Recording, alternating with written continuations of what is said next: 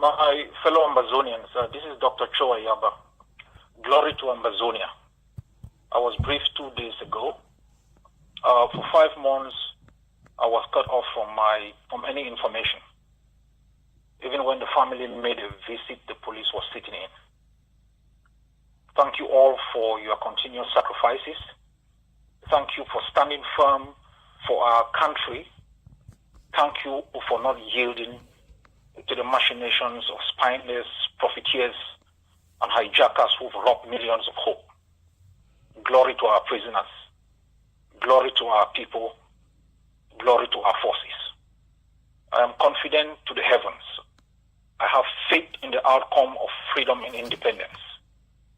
Ambazonians, you should never, ever compromise or settle for anything short of full independence from the barbarians.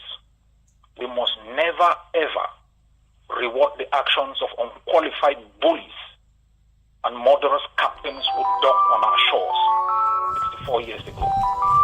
We must never lower our standards as we have done in vain for 64 years to meet those recruited occupation profiteers who for decades after decades earn a living on our pain, dispossession, alienation and humiliation. Let us never forget the warnings of our late Prime Minister Endele. More importantly, we must never forget the sacrifices of our people. They never died in vain, never went to jail in vain, and never fought in vain. At our lowest moments, when everyone thought we would be dissolved in 2 weeks, none but us spoke for us. It's 8 years now. When they burned 10 villages, 100 villages, 1,000 villages, they thought we will give up. They push our population to rise against our forces. They call our forces criminals. It's 8 years, and we are still standing. It takes hard work, my people, an enormous sacrifice, perseverance to succeed even in the smallest human endeavors. Sometimes one generation only conceives of an idea that takes 3 other generations to actualize. The mindset to improve on our lot and live a better society than we met must drive everything we do. You may walk in a pharmacy and pick up a packet of paracetamol to stop pain or reduce fever. It may have taken you just 1 hour and a few hundred amber. It surely took millions of amber, sleepless nights of research, trial and error, failures, and a never giving up attitude for researchers to have been able to put together the elements to make a paracetamol. You may take for granted when you open your eyes in the morning and you are able to see. Millions live in places where sight alone is a luxury. You step into an airplane at the Manfi International Airport, and in 6 hours you are in Brussels. Thousands die to enable a 12,000-ton piece of metal stitched together to taxi down a runway, lift up at high speed, gain altitude, and maintain a cruising speed of sometimes 700 kilometers an hour.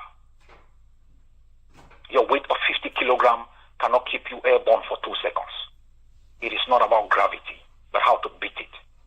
When a 16-year-old sits in a garage, creates an app, and in a few years is richer than 20 African countries put together, we must ask ourselves, what is holding us back?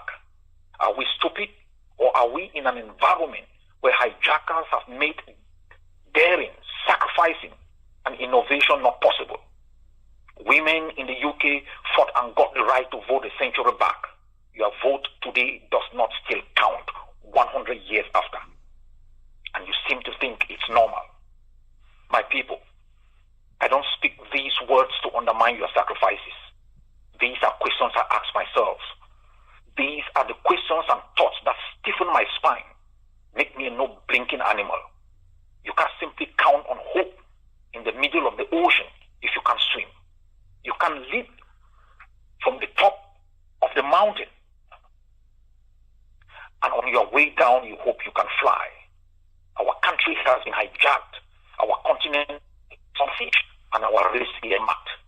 It will take a different mindset for us to gain 1 inch and keep it.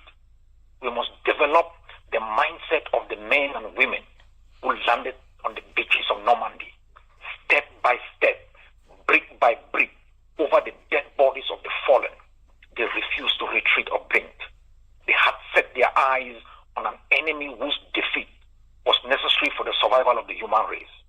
They knew it may require their lives, and they did it anyway. When tyrants rule by terror and subdue men and women of honor to surrender, abdicate their responsibility and give up on the assumption that tyranny yields to reason, good faith shows compassion in the face of pain. When diplomats with the abundance of experience and history on their trail appease tyranny and succumb to blackmail as though Chamberlain's lesson is extinct. When profiteers of genocide, aggression, alien rule enable and collaborate with the loot and a system of utter brutality with the hope that our defeat will usher them power, lest they forget Petain and Quisling. I remind all that history is a valuable lesson that has stood the test of time. Ambazonians rose, and no force exists that will bring it down. They can hold 100 conferences and diplomatic deputations. They can utter thousands of lame words to appease the vulnerables of the moment. For the first time in our history, something stands between Cameroon and the defeat of Ambazonia. It is what Foncha and Ndele lacked. It is what John Frundi lacked. It is what we lacked in 1995. It is the Ambazonian forces. Without them, Cameroon's old strategy of bribing leaders, killing many, burning villages, putting thousands in jail, exiling others, would have left the population vulnerable and defenseless.